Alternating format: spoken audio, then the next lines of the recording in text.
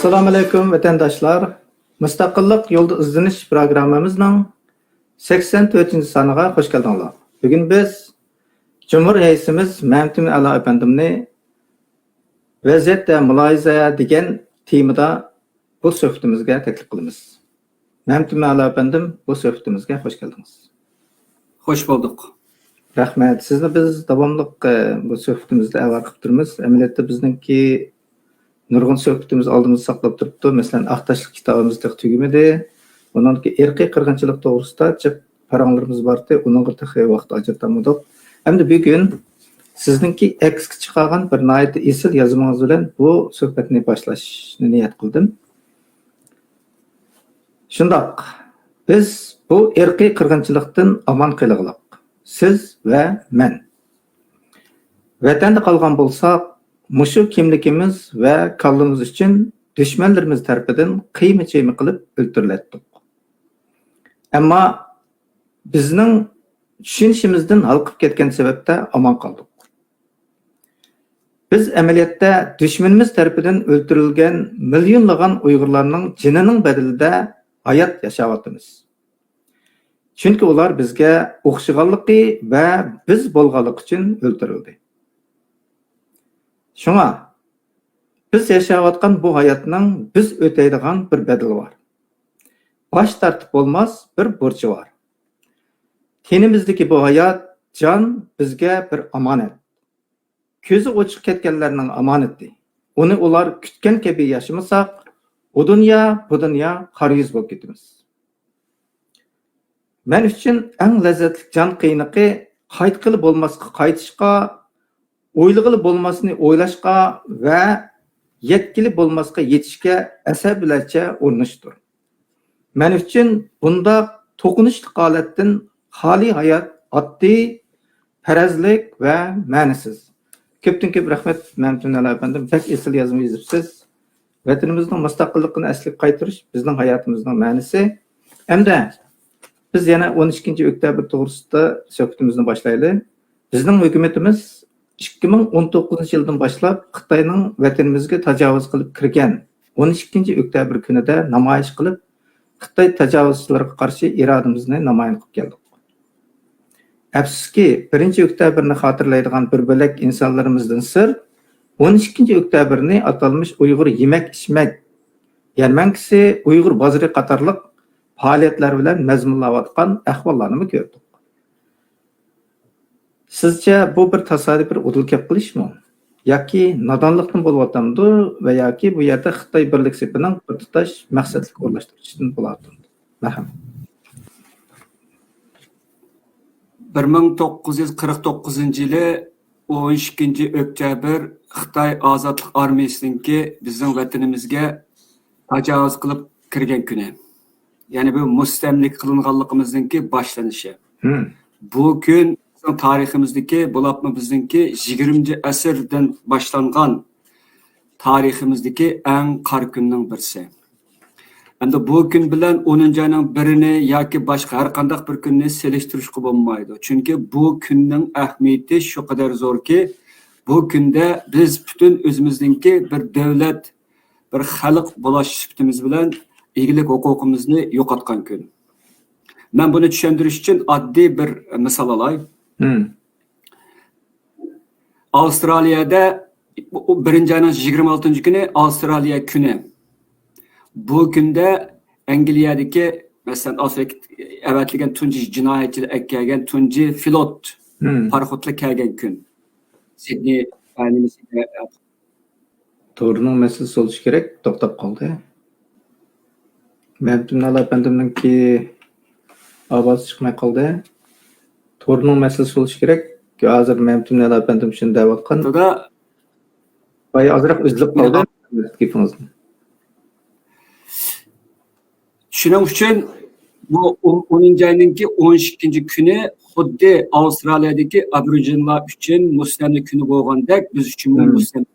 Hozir bu haqdagi datalash bag'ansiri kuchayotdi Avstraliya.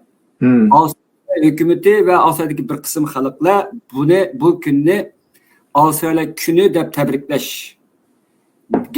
ching tursa, aboriginal ya'ni yerlik xalq bu kunni o'zgartishni, bu kunning o'ziga g'oyat zo'r bir stress olib kelganligi, ularni qaytadan asoratga soldiganligini aytib bu kunni rad qilyotdi. Shuning o'xshash sizlarnikidimi Kolumbiya kuniga, Kolumbusninki Amerikaga kelgan kuni 1994 deyman. Har yilninki oktyabrninki 2-haftasiniki dushanba kuni tabriklaysizlar. Buni hozir ba'zi shtatlar tabriklashni amaldan qoldirdi. Biden hukumati buning boshqa shtatlarninki tabriklashga yo'l qo'ygan bilan hozir Trump hukumati buni yana Kolumbus kunininki ilgirgidek tabriklanish haqida qarornomalarni ma'qul qildi. Bu deganlikning o'zi bu masala hal bo'lmagan masala. O'zimizning gapiga kelsak, demak, ayning 12-kuni biz eglik huquqimizni yo'qotgan kun. Endi 12-oyninki 23-kuni Xitoy Sharq Turkistondagi barliq qarshiliklarning hammani yo'qotib, Sharq Turkistonni o'zininki territoriya ichiga olgan va bizningki Sharq Turkiston hukumatimiz butunlay yo'qotilgan kun. Bu kundan shundaq biz uchun intan muhim ahamiyati bor. Bu kunda garchi Xitoylar masalan Sharq Turkistonni Şinjanga aylantirishni pardozlab biz tinchlik bilan ozod qildik degan bilan Sharq Turkiston xalqininki tajovuzga bo'lgan qarshiligi toki 1955-yili atalmış Uyg'ur avtonom rayoni, Uyg'ur avtonom rayoni qurilguncha davomlashgan. Buni Xitoyning o'zining bu ayni vaqtdagi Shinhua agenti xabar qilgan. To'xtamagan necha yuz bo'lgan qarshilik harakatlar bo'lgan, cho'ng kichik bo'lib. Eng oxirgi harakatlar turilgandan keyin Xitoy anadan keyin avtonom rayonni e'lon qila oladigan jasoratga ega bo'lgan. Ammo xalqimiz hech zaman bu bizningki egalik huquqimizga tajovuz qiladigan, bizning g'ururimizni dafsanda qiladigan bu hokimiyatni hech zaman e'tirof qilgan yo'q. Albatta, Urumchida Xitoy ozodlik armiyasi kirgan vaqtida u bu Uyg'urlardan ya boshqa millatlardan bo'lib chiqib, naqsh bilan chiqib qarshi olgan. Lekin bundan hammasi millatning istovoli ostidagi qarshi ilish. Albatta, asl manqurtlar, asl taslimchilar va asl sotqinlar bo'ladi, har qanday millatda bo'ladi. Buninglik bilan bizni Xitoyningki bu mustamlikasini to'liq qabul qildik deyishga bo'lmaydi. Hamda savolingizning yana bir qismiga kelay. Uyg'ur xalqi bu 2 kunni qonliq motamlik kun deb tabriklamaydi ekan, bizning besimlanganligimizni e'tirof qilmagan yoki uni unutib olgan bo'ladi. Har qanday shakldagi naynanay va naqshsul bu kun uchun muvofiq kelmaydi. Bu kun biz esimizda tutadigan, avlodlarimizga bu qonliq tarixni so'zlaydigan va buning uchun xuddi bizning hukumatimiz uyushtirgandek siyosiy faoliyatlarni uyushtirish orqali bu mustamlikini xotirlaydigan va uni bizning rad qildiganligimizni, buningga hargiz bo'y egmaydiganligimizni ifodalaydigan bu kun. Hargizmi yemak, ichmak, yarmankiz qiladigan yoki boshqa kun yo'q. Bunda qilishning o'zi bilmaslikdan bo'lsa bilish kerak. Bu tarixni bilmaslik o'zi Uyg'ur tarixidagi eng cho'ng bir voqeani bilmagan va bilmak selib olganlik bo'ladi. Kechirib bo'lmaydi. Tarixning boshqa qismini tutqasak bo'ladi, lekin bizning mush kunga kelishimizga bevosita birdan bir sabab bo'lgan omilning buni e'tirof qilmasak, u vaqtda biz Sharq Turkistonningki xalqininki bir parchasi bo'lmaymiz. Vatanimizni tonimagan bo'lamiz. Vatanimizga o'zimiz bilib bilmay osiylik qilgan bo'lamiz. Shunchaki so'zlar bu to'g'risida. Rahmat. Endi 10-oyning 1-kuni amaliyotda Xitoyning davlat bayrami bu Xitoyning ichki ishi. Biz bilan munosabati yo'q. Shunga u kuni chiqib bizningki Qizil Xitoy qarshi turganimiz, ko'k Xitoyning yo'lini tutganimiz bo'ladiki. Gongchendan Gomindangni yo'lga solgan kuni shu kun. Bu chaqda biz Gomindangni yo'lini tutgan bo'lamiz. Hamda 10-oyning 12-kuni, 12-oktyabr Xitoylar bizga tajovuz qilib kirgan kuni. 12-oyning 22-si bizni ishg'ol qilgan kuni. Bu 2 kun biz uchun nomusli kun. Biz buni la'natlashimiz kerak. Har xil namoyishlar bilan bu kunni unutib qolmasligimiz kerak. Xuddi siz degandek bu qatimmi mayli Gollandiyada bo'lsin va boshqa yerda bo'lsin, Turkiyada bo'lsin, 10-oyning 12-kuni 12-oktyabrga ulg'aytib bu har xil o'yinlar, har xil faoliyatlar bo'lib ketdi. Hamda shu Uyg'urlar shuni bilmasmi? Bilmagan bo'lsa siz degandek o'rganish kerak. U Uyg'urlar o'zining beshidagi bundaq bir tarixni bilmasa, o'rganmasa, bu bir satchilik bo'ladi. Chunki beshimiz kelayotgan kunlar hozirgi kunlar shu kunlardan boshlanganda hamda faqat namoyishga chiqqan bo'lsa-mu, hamda jim turgan bo'lsa-mu, buni qabul qilgan bo'lsak, hamda u kuni kulib usul o'ynab ya boshqa xushal faoliyatlarni qilsa, bu bizga faqat udil kelmaydi. Uyg'urlarga, bizning taqdirimizga faqat zot udil kelmaydi. Ko'pdan ko'p rahmat. Hamda O'rta Sharq vaziyatida burilish yuz berib, Trump rahbarligida 40 dan ko'p g'arb musulmon davlatlarining qo'l qo'yishi bilan Isroil va Hamas asir almashtirishga, urush to'xtatishga kelishdi. Dunyoga xo'ja bo'lish qarniyatidagi Xitoy bu qitimliq tinchlik kelishimidan tep chiqarildi. Siz buni Xitoyning cho'ng bir mag'lubiyati deb tushunamsiz? Marhamat. Xitoyninki O'rta Sharqdan, jumladan Falastin masalasiga arilishi 1960-yildan boshlangan. Arafatninki yetakchiligidagi Fatah va boshqa, hattoki shu Hamasninki ishtirokchi hammasida Xitoyning qo'li bor. Ya shu yarasi gamiz qilish, hatto Xitoyninki bularga qurol berish qatorliq hammasida Xitoyning qo'li bor. Bu Xitoyning hargizmi na arabga, na musulmonga, na falastinliklarga ko'ngil bilib ketayotganligini, ularninki haq-huquqlari qayg'urib ketayotganligini bildirmaydi. Musulmon bo'lgan Uyg'urlarni qonli qirg'inchiliklar o'ldiradigan Xitoylar bu musulmonlarga hech rahim qilmaydi. O'xshash bir tutum bor bu yerda.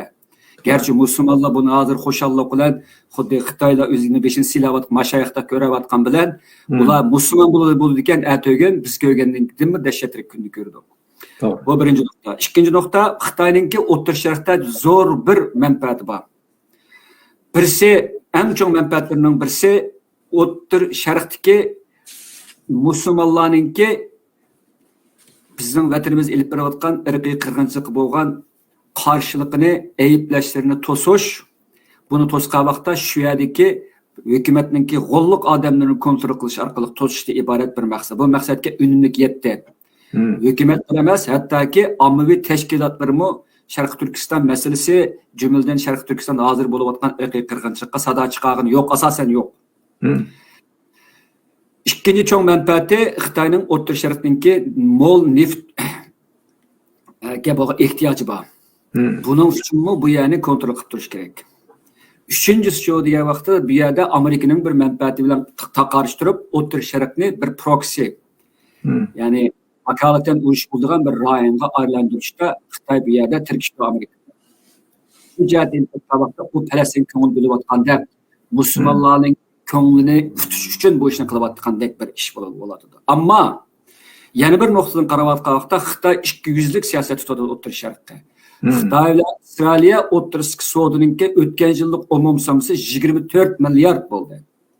Xitoy Hayfadagi, Tel Avivdagi, boshqa joylardagi portlarga, mashinsozlikqa va boshqa nurg'un sonli mablag' solishdan sir o'zining nurg'un mollarini Avstraliyaga chiqardi. Xitoy Avstraliyaninki 3-cho'ng savdo sheriki. Xitoyning bilan Avstraliya o'rtasidagi munosabat bek cho'nqur. Hatto ba'zi analizlarda Avstraliyaninki qo'li va Isroil ba'zi shirkatlarning qo'l orqali Amerikaninki yuqori darajadagi harbiy qurol maxfiyatligi erishganligiga oid ba'zi yozmalar va xabarlar bor. Shunga biz dunyoninki siyosat tarixidan shu narsani bilamizki, agar ikki davlat o'rtasidagi munosabat milliard dollarlik bo'ladi ekan, boshqa har qanday shakldagi ayblashlar va bir-birini tillashlarning hammasi bu yerda o'tirib chiqayotgan bir o'yin bo'ladi. Agar bu yerda Xitoyninki O'rta Sharqdagi shu singib kirishi va qo'llashi Avstraliya davlatining manfaatiga taklif qiladi ekan, bunda bir g'oyat zo'r so'mliq tijorat mavjud bo'lmaydi. Shunga biz bu yerda Xitoyninki intayin ilgarlik bilan bir tarafda musulmonlarni aldab, ularning ko'nglini tutib, ularning mashayiqi bo'lib olish orqali ularninki ilkidagi bütün baylıqlarını şümirişdən qoyub düşsə, həm Uyğur qırğınçılıqda ün çıxarılsa, yəni bir tərəfdən İsrailiyyə ilə bolğan dövlət dərəcəlik münasibətini hərgiz qoldun verməydi. Bu Xitoyninki intayin ilgərlik bilan 1000 yillardan beri əlib kirayotgan intayin bir xil Machiavelliancha bir xil tashqi siyosat bir ninki davomlashishi bu. Bu tarix shunda bo'lgan, Xitoy yili ham shunda qilyotdi. Bu ishonchsiz, yiligar, saxtpaz va qarniyat bir davlat bu. O'rta Sharqdagi ishlar mana shu. Shu sababdan Amerikaningki Xitoyning O'rta Sharq bo'layotgan ishlaridan tamamen nimasi bor? Xabari bor.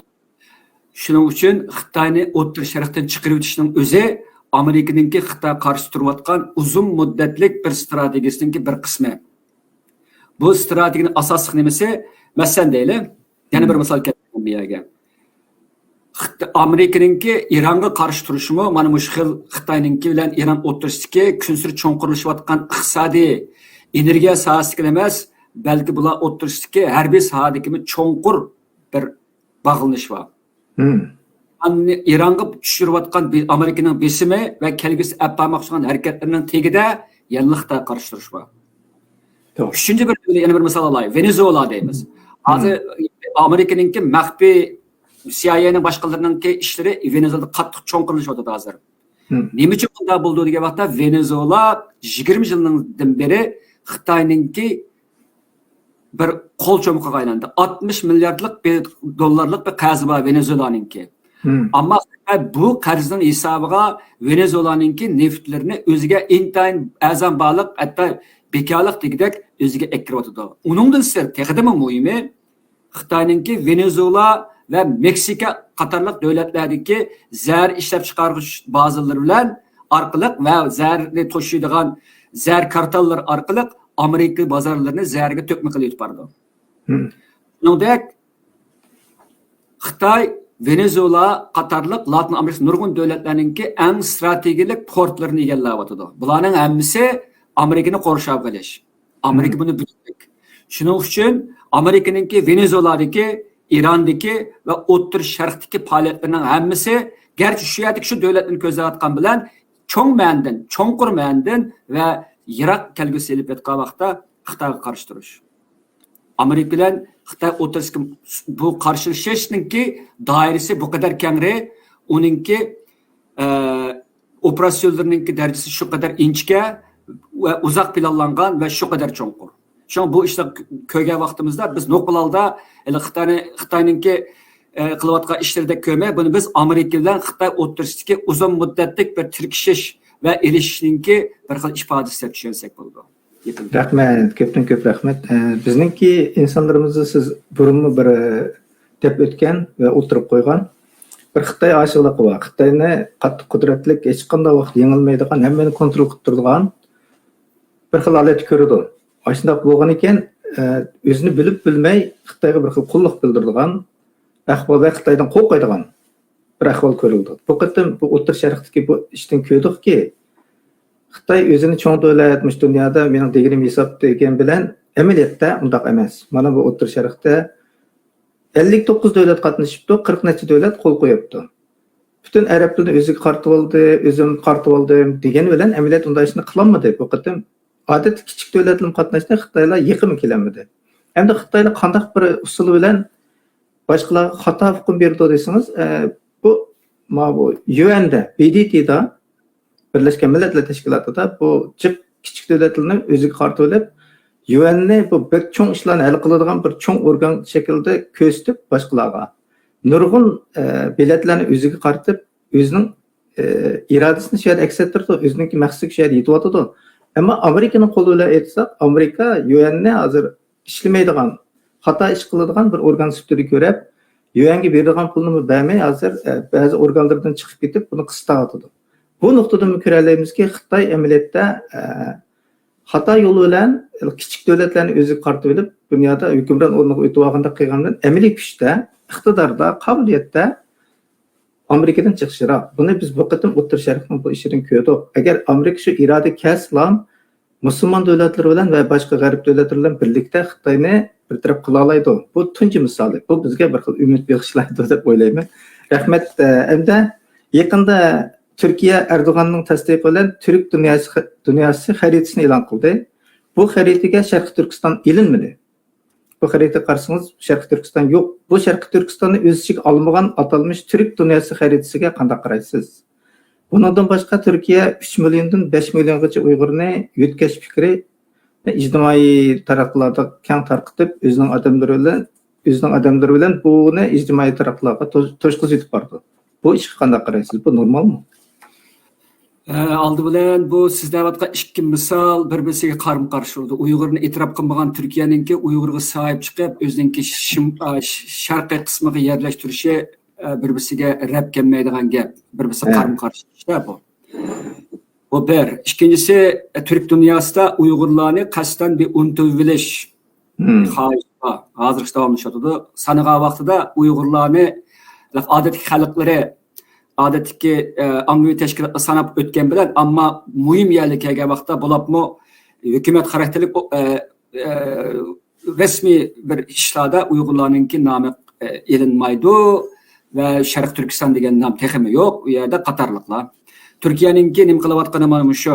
Endi Xitoyning qo'rqab, Xitoyning tishini achchig'ini keltirmaslik uchun bu ishni qilyapti deymiz. Endi texidimi muhimi Turkiyaninki Uyg'urlarni 5 milliondek Uyg'ur deyildi. Hozir buni bir Turkiyadagi Erkan Afyonchi deganmi bir ziyolisi bor ekan, shu o'tirib qo'yaptimish-ekan, buni Uyg'urlarni yerlashtirish deb. Buning hozir ba'zi inkasli bo'lib chet eldagi turklar yoki Uyg'urlar yo boshqalar qildi, ammo bizning hukumatimiz aniq dediki, bu birisi Uyg'urlarni ana vatanidan ayirib o'tish. İkincisi Uyg'urlarninki bu bir xil irqiy qirg'inchilik qildi Uyg'urlarga. Agar haqiqiy yordam beradigan niyat bo'lsa, Uyg'urlarninki hozirgi ahvolini chiqish qilib, o'zining zaminda Uyg'urlar qarshi va Uyg'ur va boshqa turkiy xalqlar qarshi ilib berayotgan irqiy qirg'inchilikqa qarshi turish va Uyg'urlarninki mustaqilligini qo'llash.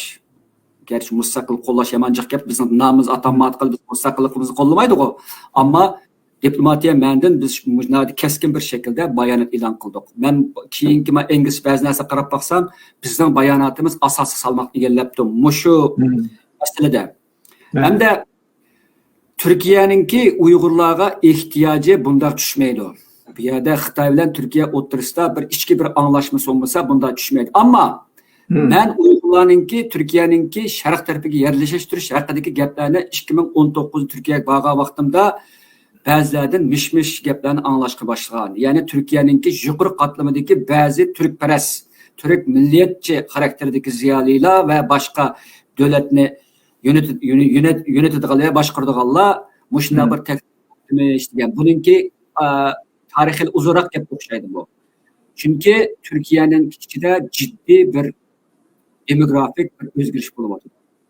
Turkiyaning sharqiy qismida, ya'ni Xitoy deymiz, Van deymiz, qatorliq mushu shahar va yezi qishloq qatorliq rayonlarda turkning nufusi jiddiy ozlayotdi.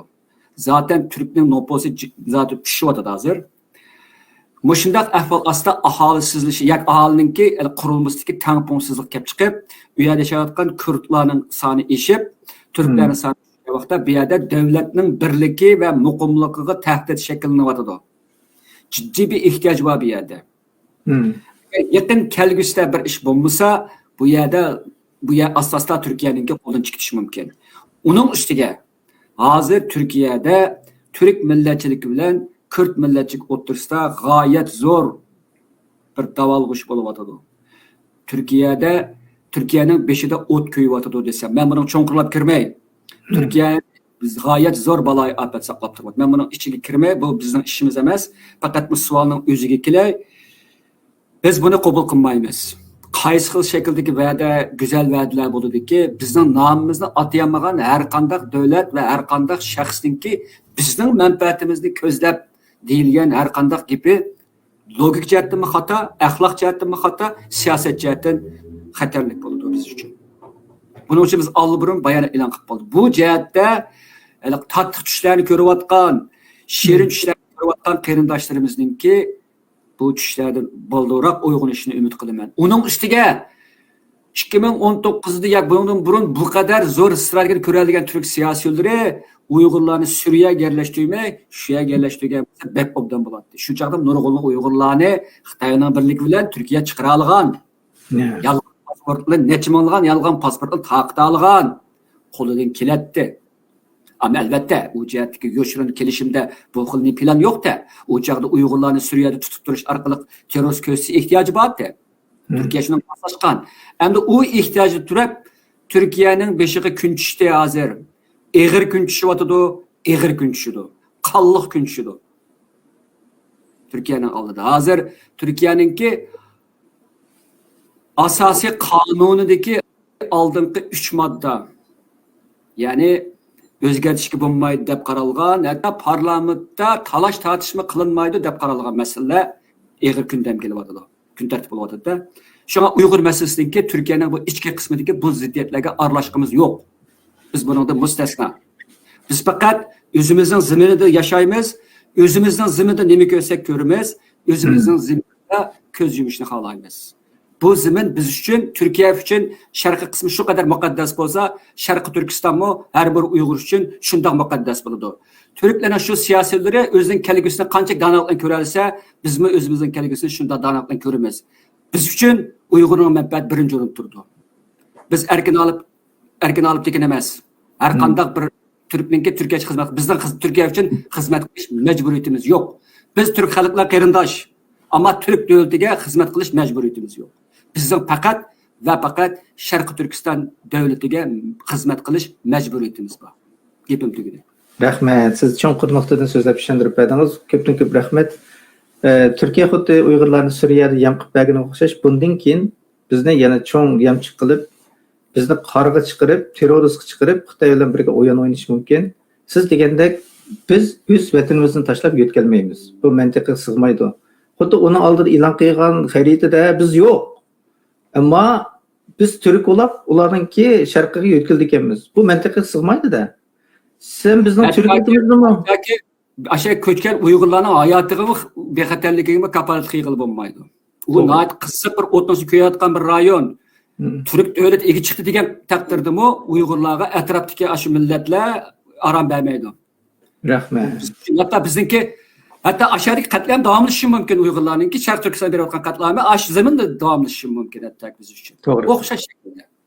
Bu qarasizlar mantiqqa sig'maydigan bir qo'lda bizni turklikdan chiqarib o'tib, yana bir qo'lda qarindoshsan, biz yetkazib kelamiz deb hech qanday nomus qilmasdan o'tirib tashladi. Ammo qiziq yeri men bundan efendim, bizning hukumatimizdan boshqa hech kim bunga diqqat bermaydi. Mundaqcha aytganda xumsizlik qilib jimtirib bordi. Bu amaliyotda cho'ng ish. Bu millatning taqdiriga bog'liq cho'ng bir voqea. Buni kim deganda fikr berish kerak. Biz buni ko'rmadik, ammo hukumatimiz o'zimizning maydonini aniq qilib o'tirib tashladik. Hamda Amerika bilan Xitoy munosabati boyamazroq deydi. Yaqinda yana jiddiylashdi.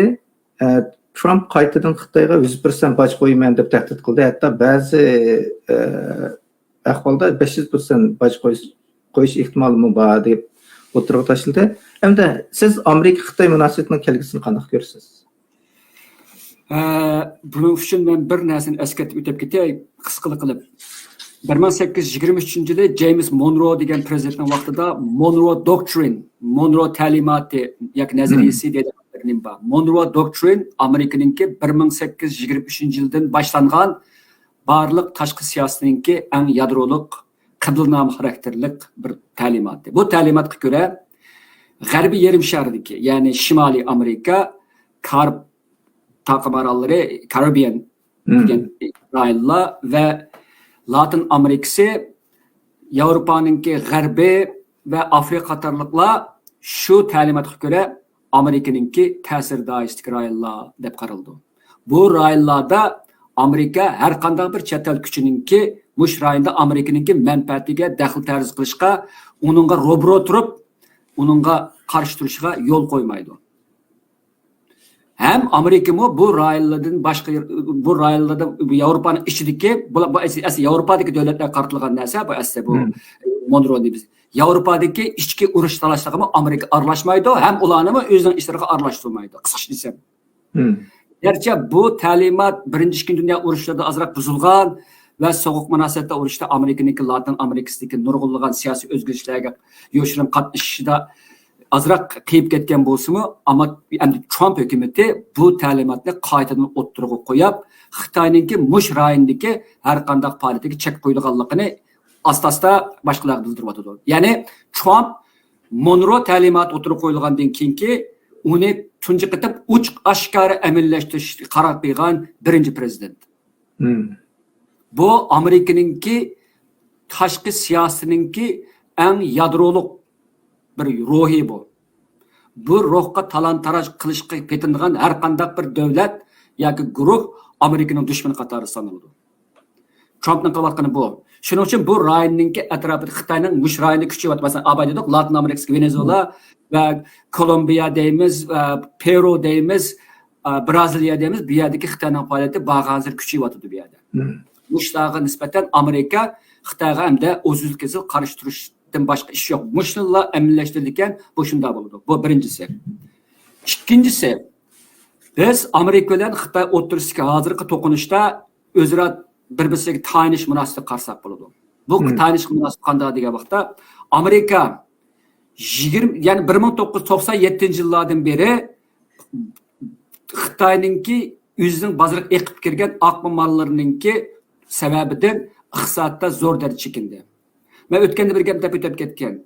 1974-yili birlashgan, haliqi degan birlashgan davlatlar tashkiloti degan, ya'ni birlashgan millatlar tashkilotininki Lima ahdnomasi degan bir ahdnom bor. Bu ahdnomni tushunmagan odam hozir g'arbning nima bo'layotganligini tushunolmaydi. Bu ahdnomga ko'ra birinchi dunyo ellari o'zining texnikalik bilimlari, asliyalari va muassasa yoki uningki barliq bilimlarining hammani shu dunyo ellariga yo'tkaydi. Asta-asta sanoatsizlashtirildi degan bir tarkiblar bor. Buning bilan g'arb asta-asta sanoatsizlashtirildi. G'arbninki sanoat ishlab chiqish asosida nega o'tkeldi? Xitoyga o'tkeldi. Nixon body deydik, Dunyo banki Xitoyga qarz berdi deydik, Amerikaning shirkatlari eqib kirdi 80-yildan tortib Xitoyga deydik. Qatorliqning hammasi tasodifiy yuz berayotgan ish emas. Bu g'arbni sanoatsizlashtirishninki bir 50 yildan ortiq bir plan edi. Bu planninki qo'rqinchli oqibatlarini ko'rdi. Amerika bo'lapmi Covid vaqtida dunyodagi ta'minlash zanjirida Xitoyninki bu zanjirninki g'arb davlatlarininki bo'yniga silingan sirtmoq ekanligi, g'arbninki hattoki bir tal tozliq qog'ozi uchunmi Xitoyga yelindiganligidan iborat ichinchi bir ahvol o'ttirg'i chiqdi. Covidni qilgan birdan-bir yaxshilik shu insoniyatga. Ular tunji qatam bo'yindagi zanjirni ko'rdi. Xitoyning zanjirini ko'rdi. Sirtmoqni ko'rdi.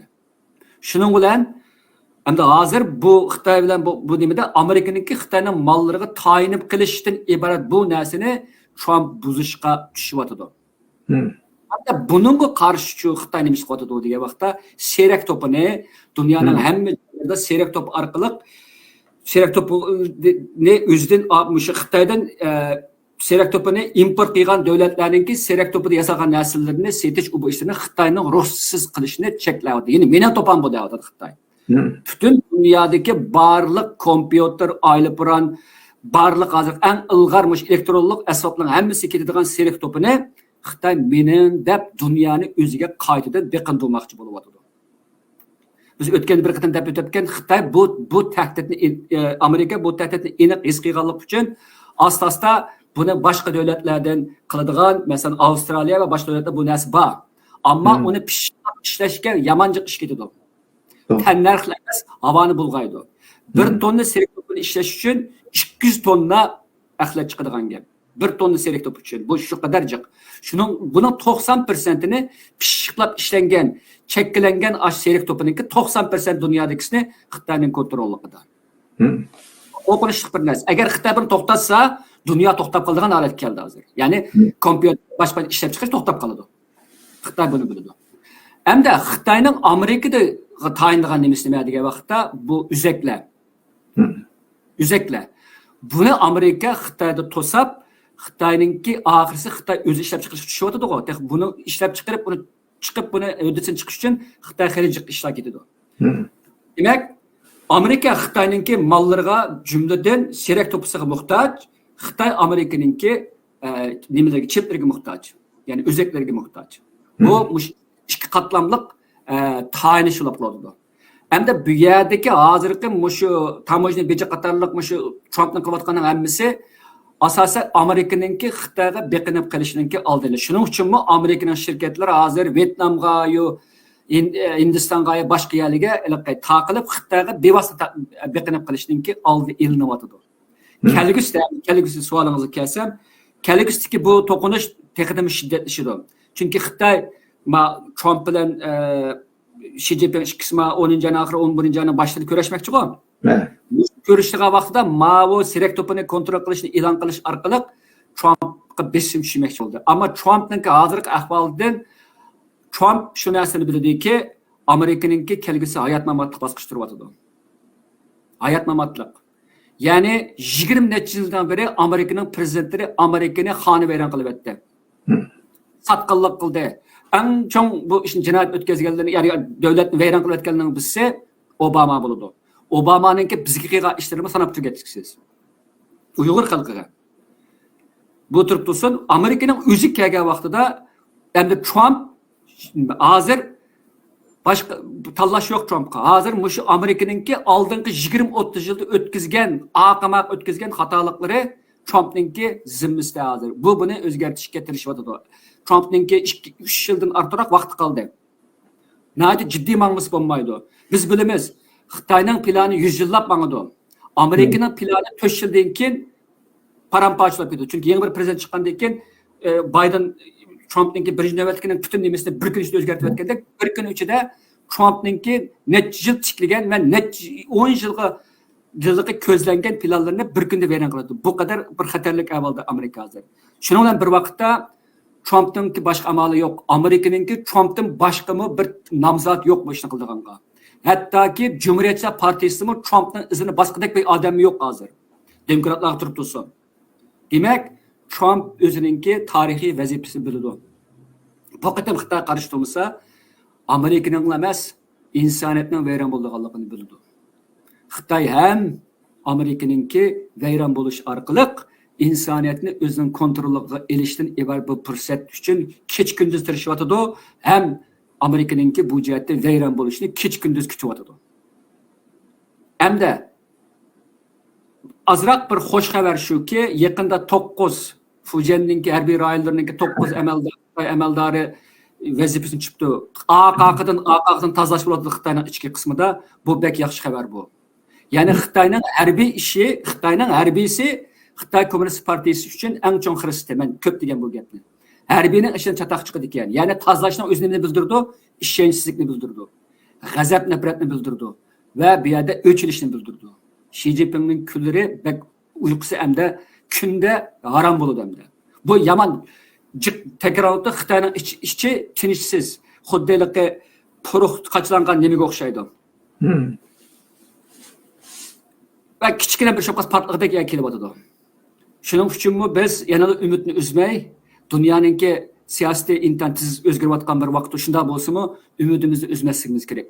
Melanin bo'lsin, bizning kunimiz, bizning taqdirimiz eng oxirisi Amerikaninkiga va eng oxirisida insoniyatning taqdiriga bog'langan. Bir inson bolasi bilan butun insoniyat beshig'i mumkin kelsa, biz shuni bilib ko'ramiz. Gapim tugadi. Rahmat.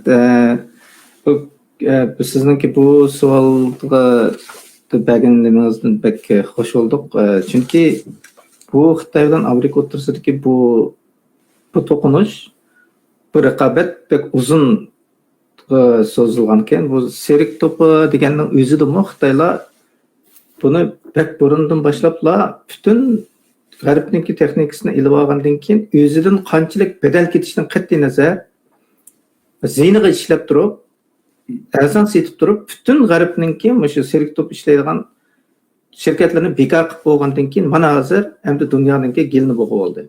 Bu faqat bir maqsadda bo'ladi. Bu hargiz pul tepish bu emas. Faqatla vaqt kelganda dunyo xo'ja bo'lish, dunyoni o'ziga qaratish bir maqsadi. Buni bu qatim butun hatto shu serik to'pining %0 0% bo'lsa-mu, bizning tasdiqimizda o'tadi degan narsani o'tirib tashlash orqali dunyoga o'zini kuchini, qudratini ko'rsatmoqchi bo'ldi. Buning natijasi nerdan chiqdi? Oldimizda ko'ramiz. Siz degandek Amerika bilan qanchalik darajada tirkishalaydi deganda. Xuddi siz degandek Yaponiya bilanmi, Avstraliya, New Zelandiya qatorliq davlatlardan Yaponiyada texnikasi yuqori ekan buningki. Hamda Avstraliyadan va New Zelandiya degan davlatlardan, undan boshqa Ukraina ham bor, hatto Rossiya bor. Bu yerda qon ichishni Amerika o'ylashyapti. Ammo o'ylashgan bilan yana xuddi siz degandek buni nurg'un vaqt ketar ekan. Ve nurg'un ziyon ustiga bu narsa o'tirib chiqar ekan. Agar bozorning qonuniyati bo'yicha aytganda bundan foydalanadigan narsa emas. Bu dunyo kapitalizmningki yo'li bilan menayotgan bo'lgani uchun buningga hech kim ziyniga ishlamaydi. Ammo Amerika davlat mudofaasi degan gap hozir Amerikada o'zgardi. Urush organi urush urush ministerligidan urush ministerligi buni o'zi ziyni bo'lsa-mu davlat ilk elib oldi Serikto'p ishlagan shirkatni uningki Serikto'pni ishlab chiqarishiga kafolat beradigan ziyon tasimi davlatning puli beradigan bunday shaklda. Demak, buningdan biz bu Amerikaningki G'arbninki irodasini ko'ra olamiz. Hamda G'arb desak, cho'ng yaketimiz G'arbninki chiqqanlarni Xitoylar o'z qo'liga olib bo'lgan, ammo Amerikaga kelganda xuddi siz deganingizdek Trumpninki uyg'unishi bilan va Trumpning oxirgi bir to'p insonlarninki o'rtaq ishlashi bilan tirishchanlik bilan hozir yaxshi yo'lni ketyapti. Hamda Xitoy bizniki chiq jirkimizni mujib ketgan nurg'un odamlarimizni qattiq qo'rqitib o'tgan, sirtda erkin turibmi, bir erkin fikr qilishga jur'at qilolmaydigan nurg'un odamlarimiz bor. Shularni qo'rqitib o'tgan Xitoyning hozir kuni tasga ketyapti. Ilohim ularni insonlarga eng chong ziyon keltiradigan bu Xitoylarni yig'ishtirib bersa ajib emas. Bundan xo'sh bo'lsa bo'ladi. Siz 9 dedingiz bu generallarni. Bugungi xabarda yana 20 necha ularning Shanjiang deydi, uning Zhongjianglarini tutibdi. Demak, bu davomlashyapti. Ma yig'in bo'lishning oldida Xitoylarniki yaxshi kunlar kelyapti. Biz bundan xushallik bilan yaxshi xabarlarni kutsak bo'ladi. Hamda bizningki taqdirimizga bog'liq bizning bir qo'shnimiz Yapon bor. Hamda bu Yaponninki yangi bir ayol vazir o'tirib chiqish oldi turdi. Bu ayolning ismi Takaichi Sanai. Hamda bu ayol ayniqsa Abeninki yetaklab tarbiyalashi bilan chiqqan ayol ekan. Hamda siz buni qanday qaraysiz?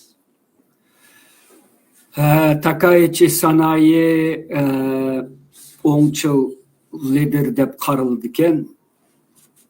Hamda bu ayolninki mandalida Yaponiyaninki beshida 3 cho'ng o't kuyuyotidu. Birisi aholisizlashish, ikkinchisi Xitoy tahdidi va boshqa tahdidlar, urush xarakterli tahdidlar.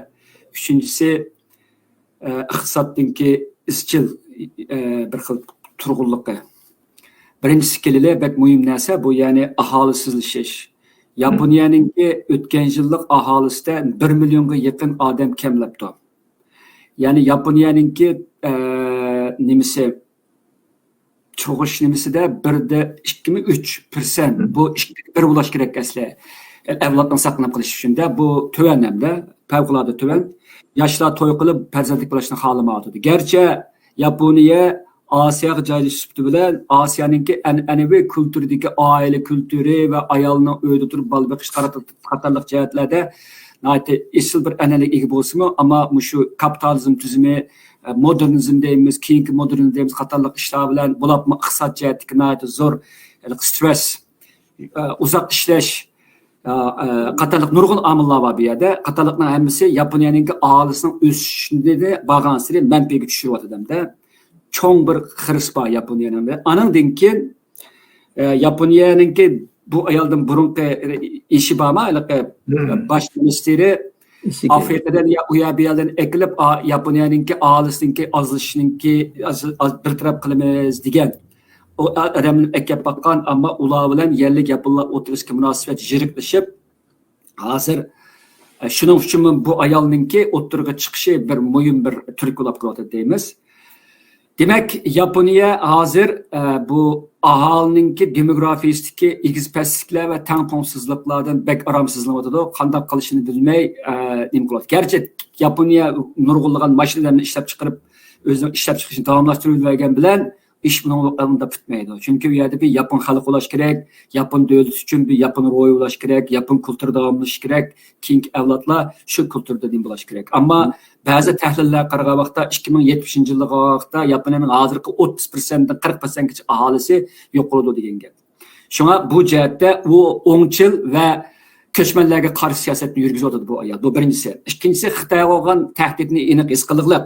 Hattoki qarshi kunki bir so'zida anglasam bu ayol deydi-ki, Xitoyning istixborot qonuniga ko'ra Xitoydagi chet eldagi har qanday bir odam istixborotningki Xitoy davlatininki istixborot jihatdagi manfaatiga loyiq tushsa yoki shunday bir ehtiyoj tushsa, ular o'zining davlatiga xizmat qilish kerak.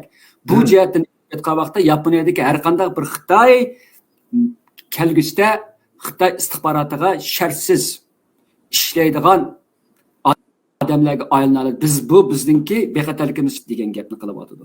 Bu ayolninki bu jihatdagi tushunishi bek cho'nqir ekan. Bu uzun yillardan beri Shinzo Abe qatorliqlar bilan birga yurish jarayonida Xitoyninki tahdidini va Xitoyning qanday bir davlat ekanligini intiq bilguchilarning birisi. Bu jihatdan garchi bu ayol hozircha Uyg'urlarninki jumlada Sharq Turkiston masalasi haqida aniq bir bayonot yoki qo'llashni demagan bo'lsa-mu, lekin xuddi ayni vaqtdagi Shinzo Abe'ninki hukumati Uyg'urlarninki ishlarini jumladan Sharq Turkistonning ishlarini ma'lum jihatda qo'llab kelgandek, bu ayol hokimiyatga o'ltirib o'zininki kabinetini tashkillab haqiqiy siyosatlarni jumladan tashqi siyosatlarni o'ttirib qo'ygan vaqtida menimcha Uyg'ur masalasiningki o'ttirib qo'yilishda umid bor deb qarashga bo'ladi. Uning sirtida endi Yaponiyadami xuddi g'arbdagi boshqa davlatlarga o'xshash solchillarning kuchi intayin kuchli, buni bilamiz. Solchillar va o'ngchillar o'tirisidagi to'qinish bek cho'nqur, xuddi Amerikaga o'xshash. Bu jihatda hattoki kelish turgili bo'lmaydigan bir ahvollarimiz bor. Endi bu ayolninki taqsir chiqqan vaqtida davlat ichi va davlatning sirtidagi nurg'unlagan xarislarga duch keladi. Murakkab bir davlat ichi va sirtidagi masalalarni bartaraf qilishga majburlandi.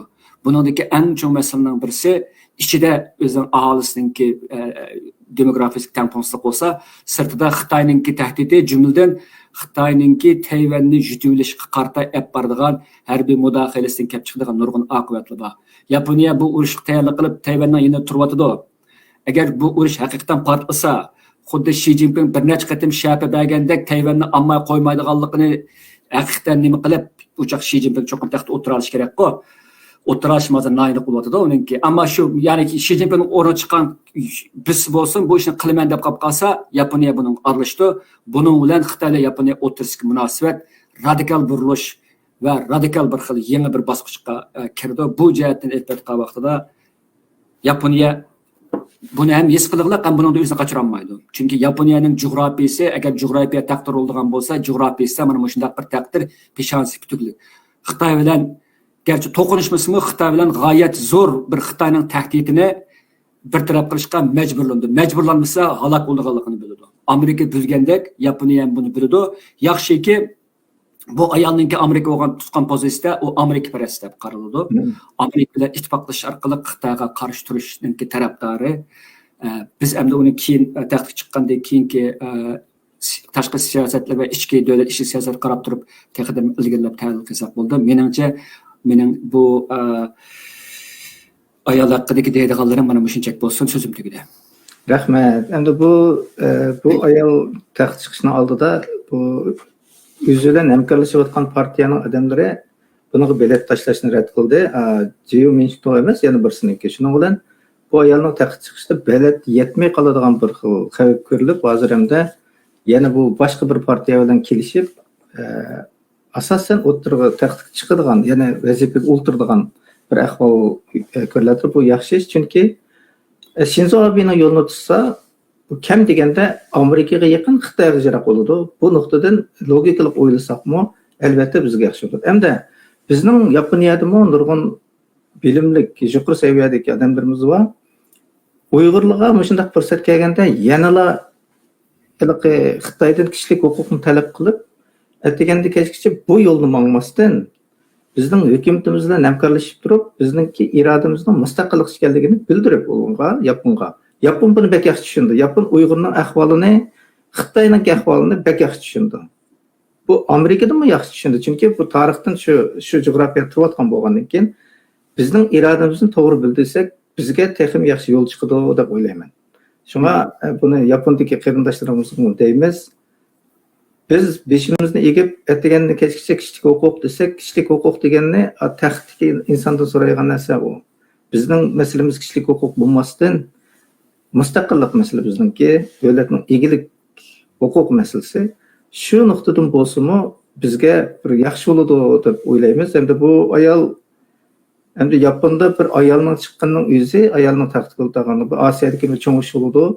Ham buni Yaponninki bir demokratiyaninki, Yaponninki taraqqiyotini qanchalik yuqori ekanligining bir ifodasi bo'ladi. Ayinchada bu ayol hatto muzikant ekan, naqsha aytar ekan. Ashundaq bir ayolning nimaga chiqalishi, bir davlatninki prime minister o'ringa chiqalishi bu cho'ng bir nimani bildirdi. Endi biz buningdan chiq, masalan, bu chet elda bu g'arbliklar, yaponliklar Xitoyni ko'rganda chiroyini farqlantirolmay, bu birmi deb o'ylab qoladi. Lekin Yapon bilan Xitoyni men o'zim Yaponda o'qigan, pek yaxshi bilaman, yaponliklar esil. Men mishada azroq nima qilib qo'yay. Biz yaponlikdan umid qilsak bo'ladi. Mush ayolning chiqqani bizga bir fursat. Oldida dedik biz. Bu fursat bo'lishi, agar bu rost degandek Xitoy bilan tirkishib o'zining manfaatini qo'g'daydigan bir prime minister Sori dajin bo'lsa, Yaponcha qildim hozir. O chaqda biz bundan bu fursatdan foydalanishimiz kerak. Biz Yaponiyada yana davomli berib kelish fursatini ketkizib qo'ymaymiz deb bilan qo'rqib yashasak, biz bu fursatni ketkizib qo'yamiz. Faqat yaxshi bo'lmaydi. Bu savolni chiqarishdagi maqsadimiz shu, Yapondagi qarindoshlarningki azroq sagak bo'lishini umid qilamiz. Endi sizga ko'pdan ko'p rahmat, Mamtunali afandim, bizga nurg'un narslarni o'rgatdingiz. Asli bizningki planimizda Aqtash kitobning oxirini yana deyishimiz kerak edi. Undan keyin siz hammadan ko'p jiraqqaningizni sarf qilgan erkak qirg'inchilik to'g'risidagi yozgan kitoblaringiz to'g'risida, sizning idealaringiz to'g'risida bir suhbatlarni davomlashtirsak bo'ladi. Sizni yana orqamiz oldimizda. Bugun ham vaqt munosabati bilan sizga ko'pdan ko'p rahmat.